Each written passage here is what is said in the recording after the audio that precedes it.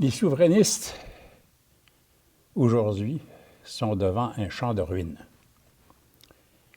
Il y a une confusion dans les esprits que je n'ai pas vue, moi, depuis très longtemps. Il y a des efforts de reconstruction qui ont commencé. Mais à l'occasion de ce congrès des États généraux, je vais essayer de présenter, les leçons qu'un vieux militant tire de tout ce qui s'est passé depuis quelques années. Et non pas seulement à l'égard d'une campagne électorale. Sur quelle base est-ce qu'on va reconstruire? Comment on va procéder pour se sortir de là?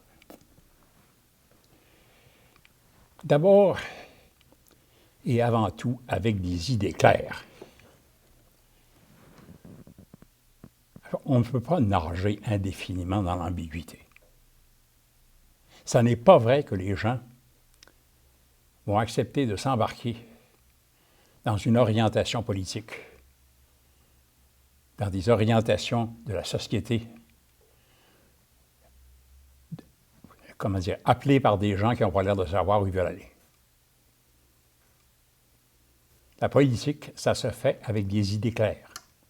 Je n'ai pas dit simpliste, mais claires.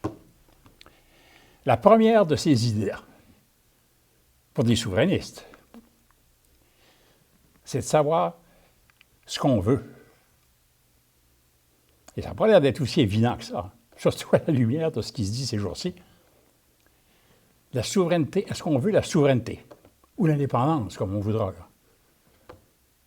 C'est-à-dire une société qui contrôle toutes ses taxes, qui définit ses lois, et ses traités. Ce qui fait que la souveraineté, dans ce sens-là, souveraineté, indépendance, séparation, c'est tout pareil, on se comprend? C'est ces trois objectifs-là qui sont visés. C'est ça qu'on veut? Ou bien est-ce qu'on veut monter la fièvre souverainiste de façon à obtenir un meilleur deal d'Ottawa? Là, il va falloir clarifier ça une bonne fois. Parce qu'il y a des gens des deux bords à l'heure actuelle. La relance du mouvement souverainiste, elle passe par une définition claire de ce qu'elle veut faire, de ce qu'on veut faire. Deuxième chose, par quels moyens est-ce qu'on veut réaliser l'indépendance du Québec? Écoutez, il n'y en a que trois moyens. Juste trois. La violence. Ça a été utilisé dans bien des pays pour atteindre leur indépendance. Mais on ne veut pas de ça. On veut faire ça démocratiquement. Deuxièmement, un vote du Parlement, de l'Assemblée nationale, appelez ça comme vous voudrez. Moi, j'ai été longtemps partisan de cette formule-là. On est entré dans la Confédération canadienne sur un vote des députés. Il m'apparaissait que je ne voyais pas pourquoi on ne pouvait pas le faire sortir de là sur un vote des députés. Il y a eu des demandes de référendum dans les années 1860. Ça a toujours été refusé, à partir du principe qu'un Parlement a tous les pouvoirs, sauf celui de changer un homme en femme. Et encore à notre époque. Mais le Parti québécois a décidé, il y a très, très longtemps, que ce serait dans la troisième voie qu'il s'engagerait, c'est-à-dire la voie des référendums. Moi, je me suis rangé, comme tout le monde. C'était une décision démocratique de mon parti. Il n'y a pas autre chose. On se comprend? Alors, quand on voit des gens qui, se disent souverainistes, et deux, ne veulent pas faire de référendum,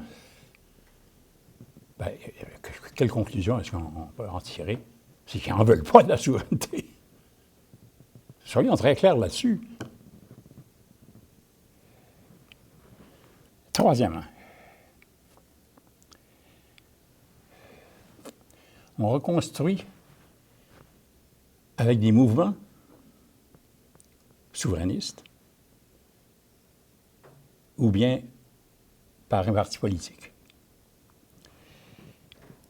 Au point où nous en sommes aujourd'hui, je reviendrai à ça un peu plus tard, le dynamisme des mouvements souverainistes est absolument essentiel.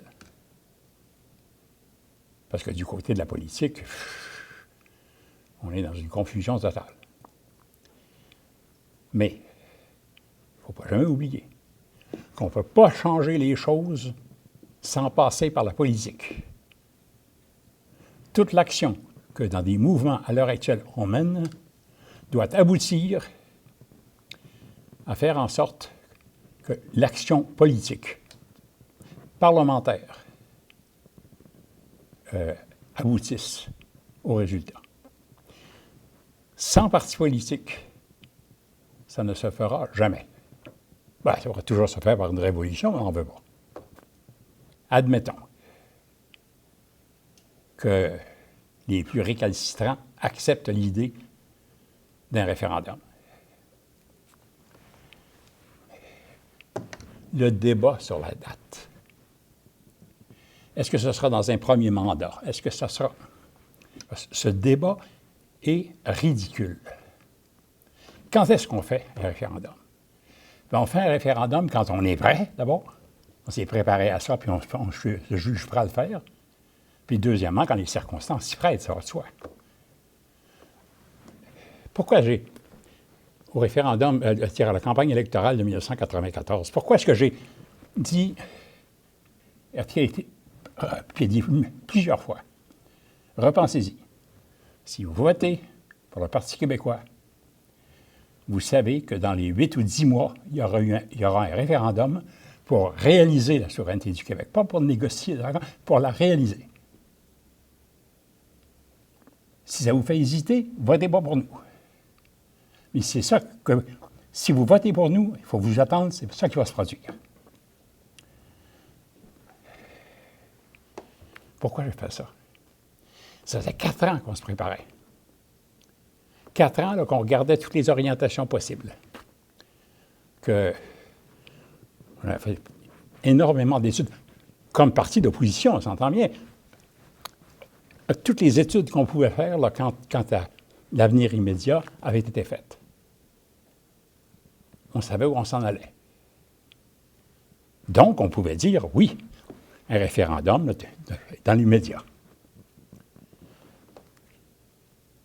Mais tant qu'on ne se prépare pas, le débat sur la date est sans intérêt, absolument sans intérêt. Ça se prépare sur un référendum. Vous n'avez pas idée la quantité d'études et de réflexions qu'il faut avoir pour être capable de dire aux gens, écoutez, pourquoi, d'abord, on veut réaliser la souveraineté. Comment on pense que ça va se produire, quel cheminement on va faire. Puis, quel genre de société on veut construire. Si ça vous plaît, très bien. Embarquez. Mais on ne peut pas, dans un pays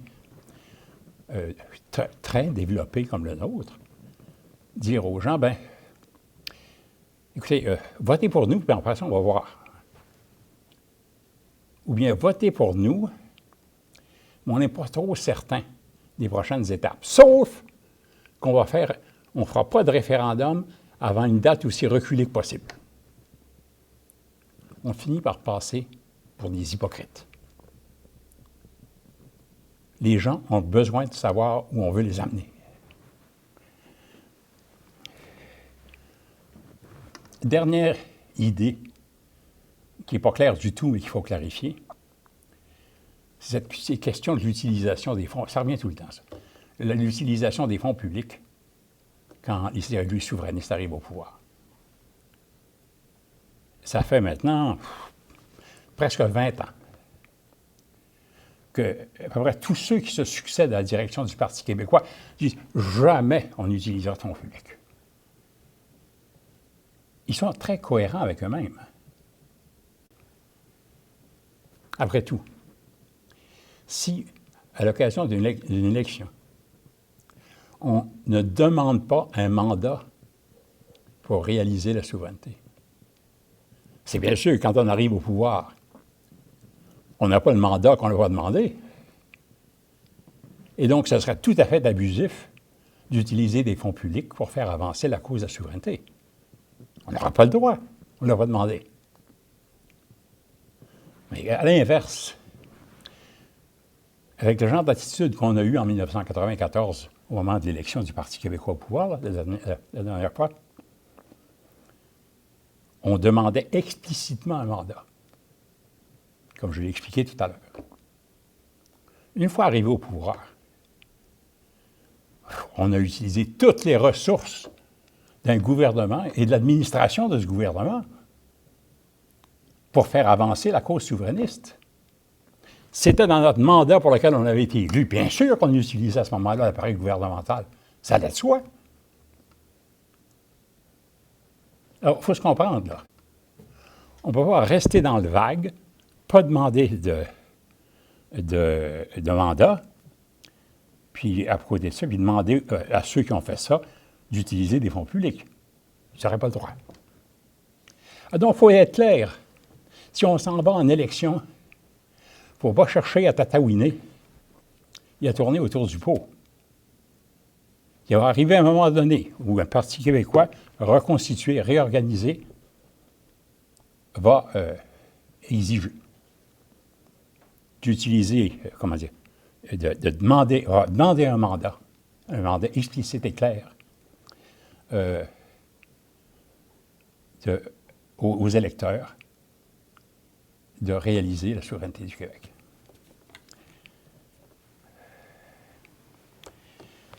Bon, quel genre de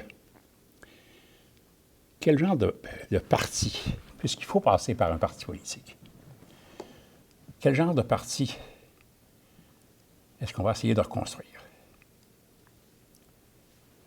Les partis qui sont souverainistes qui sont devant nous à l'heure actuelle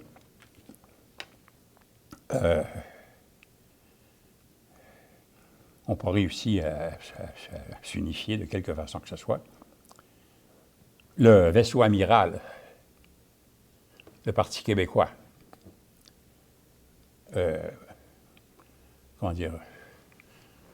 provoque un certain nombre de questions, j'allais dire existentielles. Est-ce que c'est encore le bon véhicule? Il y a beaucoup de gens qui se posent la question. Est-ce que c'est encore le bon véhicule? Il y en a qui disent non, il faudrait recréer autre chose. Soit autour de Québec solidaire, soit autour d'Option nationale. Mais le problème, c'est que tout ça ne ferait que renforcer, en un certain sens, l'éparpillement des votes. Alors, il faut qu'on se pose la question. Idéalement, là, en oubliant tout ce qui se passe actuellement, idéalement, qu'est-ce qu'on voudrait comme parti politique? Qu'est-ce que nous, appartenant à tous les mouvements là, qui existent à l'heure actuelle, c'est quoi notre idéal de parti?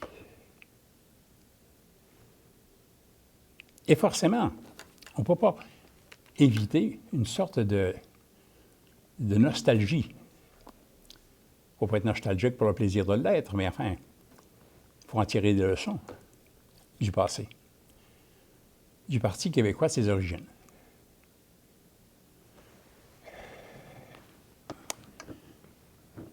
D'abord, il nous faut un parti du monde ordinaire.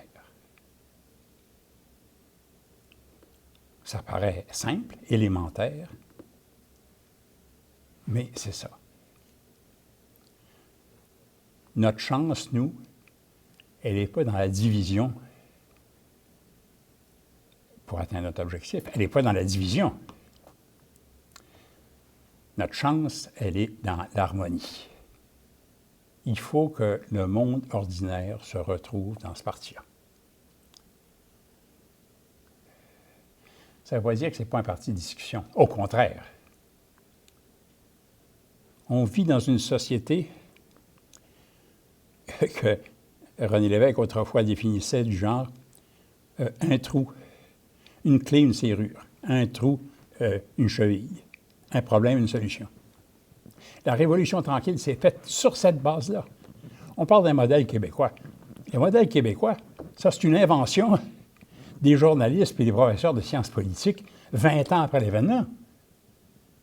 On n'a jamais fonctionné sur un modèle. On n'aurait jamais été capable de bouger aussi vite. On marchait littéralement au son du canon. Un problème, une solution. Ça a été la même chose quand l'évêque est arrivé au pouvoir. Là, on avait un programme, cependant, comme parti politique. Mais ce programme-là était extrêmement empirique.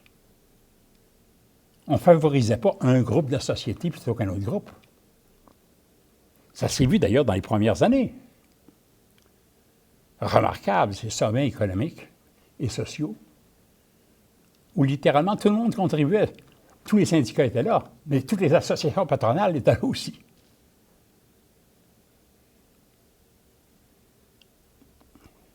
Les grandes consultations populaires ne cherchaient pas à diviser les gens les uns contre les autres.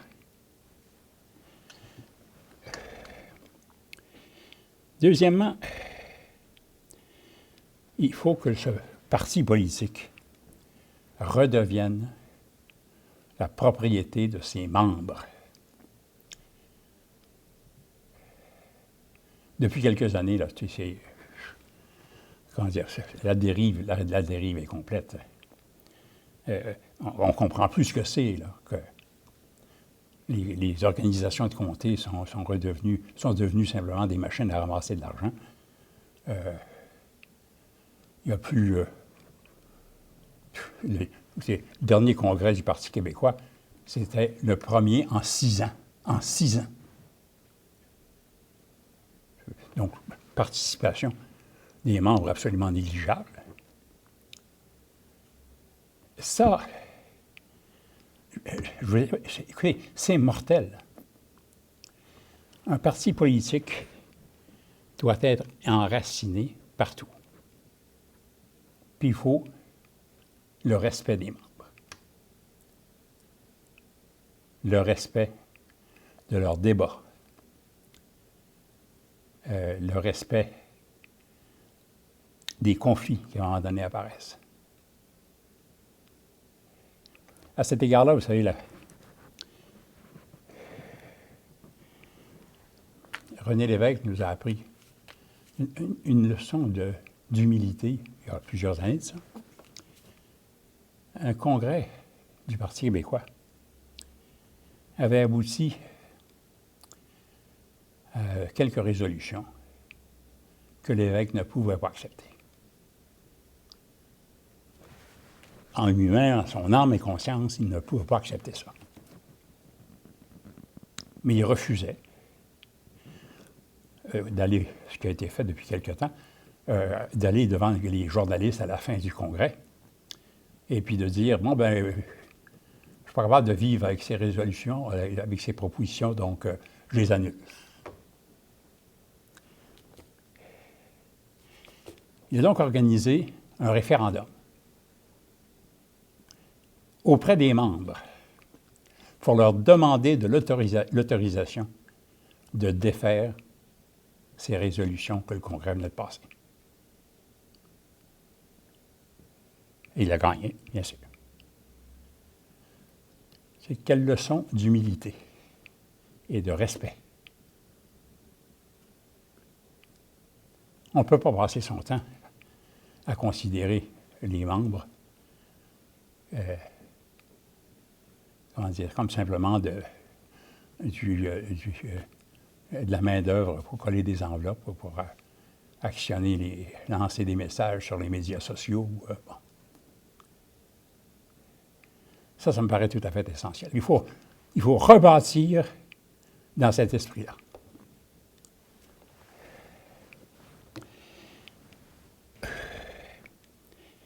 Bon, alors quels objectifs on se donne pour la reconstruction?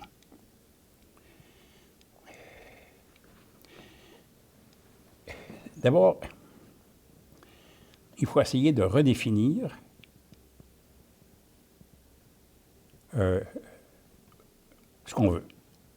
où on veut aller. Pour ça, il faut recommencer les études. Ces études dont on parle souvent sans jamais aboutir. La souveraineté ne se fera pas toute seule, puis elle ne se fera pas seulement sur un vote. Il faut être en mesure, si on gagne un référendum, il faut être en mesure de déterminer précisément qu'est-ce qui se négocie, qu'est-ce qui ne se négocie pas, comment on va partager le déficit du fédéral, où vont être les frontières du Nouveau-Québec. Comment est-ce qu'on va éliminer, comment on administre la machine là, pour éliminer tous ces doublons, tous ces doubles emplois qu'il y a entre le gouvernement fédéral et le Québec. Quel genre de politique internationale, important, bien important dans le monde d'aujourd'hui, quel genre de politique internationale va avoir un Québec indépendant? C'est une foule de choses comme celle-là qu'il faut étudier et examiner. Le Parti québécois n'a jamais manqué de recherchistes bénévoles, d'intellectuels bénévoles pour examiner ces questions-là et réfléchir. Jamais. Mais encore faut-il leur demander. On a vu s'éloigner tous ceux qui ont une contribution à apporter à ça, se sont éloignés petit à petit. Et si bien que, depuis déjà un bon bout de temps, il n'y a plus beaucoup de choses, il n'y a plus beaucoup d'idées qui circulent à l'intérieur de ce parti-là. Il y en a davantage, il y en avait davantage à l'Option nationale, c'est sûr. Il y en a à Québec solidaire, d'un autre genre. Mais le bateau amiral, lui, il n'en a pas beaucoup. Et ça, il est fondamental que tous les mouvements à l'heure actuelle s'activent autour de ça. Là, puisqu'il y a si peu de choses qui circulent dans le milieu politique proprement dit, il faut commencer. Il faut commencer quelque part, puis commencer quelque part, ça veut dire commencer avec tous les mouvements qui à l'heure actuelle, apparaissent. Il va falloir, d'autre part, qu'on recommence à étudier Ottawa, ses poèmes et ses œuvres. Je sais que il y a une longue élaboration des 92, je pense, blocages là, qui a été examinée. C'est très bien. Il faut poursuivre ça en termes d'actualité. Pour frapper les gens, il faut se servir de l'actualité. Et Dieu sait si, à l'heure actuelle, il y a des occasions qui se présentent. Exemple. La politique fédérale de l'énergie, en particulier les hydrocarbures. Là, les intérêts du Canada et les intérêts du Québec sont totalement opposés. Totalement différents. Et voici pourquoi. Le Canada cherche à augmenter le plus rapidement possible sa production de pétrole, à partir en particulier des sables bitumineux. Ça augmente tellement vite que la production dépasse à l'heure actuelle les moyens de le transporter et de le sortir. Qu'est-ce que ça veut dire, le sortir? Ça veut dire envoyer ça sur la côte Pacifique, d'une façon ou de l'autre. Nous, qu'est-ce qui nous intéresse là-dedans au Québec? On comprend, là. Ça, c'est l'intérêt du Canada, puis c'est parfaitement cohérent. Puis de leur point de vue, là, moi, si j'étais eux, je ferais exactement la même chose. Puis je ne permettrais pas aux provinces de se mettre en travers du chemin. Ils ont tous les pouvoirs constitutionnels de faire ça. Le transport est de juridiction fédérale, c'est parfaitement clair dans la Constitution canadienne. Et toutes les voies navigables sont aussi de compétence fédérale. Alors, en 100 ans, ils se sont définis un objectif, et puis ils ont les moyens constitutionnels et juridiques de le réaliser. Nous, là-dedans, qu'est-ce que ça nous donne, ici, là, au Québec? Bien, c'est sûr que... Ah, j'ai oublié parmi les autres moyens, là, le renversement du pipeline de Portland à Montréal.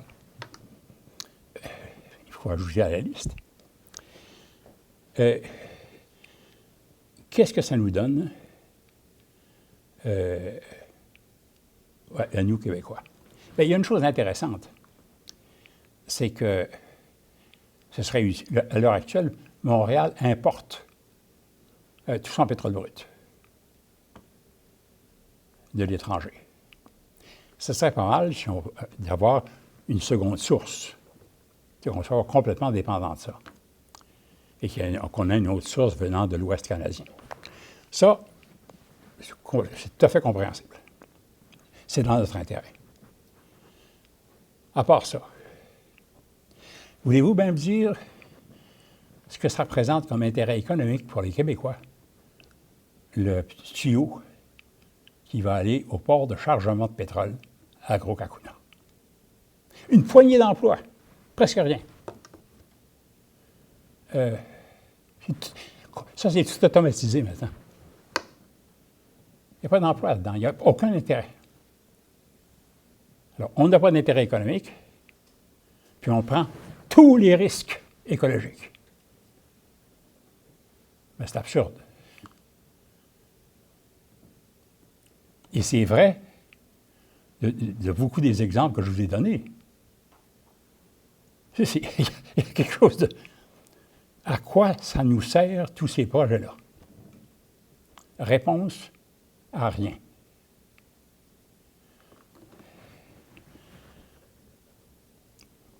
On n'a pas les moyens vraiment, la possibilité juridique de s'opposer à ça. Comme l'a si bien indiqué la compagnie Enbridge en commission parlementaire à Québec, cause toujours mon lapin. C'est le fédéral qui décide.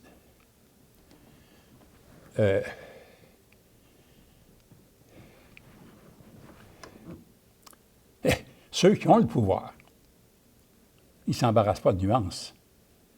L'État du Maine, la ville de Portland plutôt, dans le Maine, a simplement interdit, par une résolution municipale, le renversement du pétrole, qui fera en sorte que, plutôt que d'envoyer du pétrole de Portland à Montréal, on renverse le tuyau et on sort le pétrole brut de l'Alberta à travers ce vieux tuyau vers Portland. Là, c'est la même chose pour eux. Ça ne leur rapporte rien, mais ça leur crée un risque écologique qu'ils ne sont pas du tout prêts à prendre. Ils l'interdisent. Il faut faire comprendre ça aux Québécois. Il faut faire comprendre à quel point, là, la Constitution joue contre eux.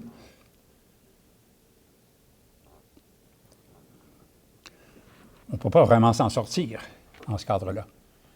À moins d'avoir un pays à soi, là, on ne peut pas réagir à ça. Même si c'est évidemment pas dans notre intérêt. On peut essayer de compenser, cependant. C'est dans ce sens-là où il faut utiliser l'actualité. Elle nous donne tellement d'exemples. Tout le temps, faire passer le message. Pas en cherchant à diaboliser Ottawa, là, la question n'est pas là. De montrer à quel point nos intérêts dans le monde d'aujourd'hui sont opposés à ceux du Canada.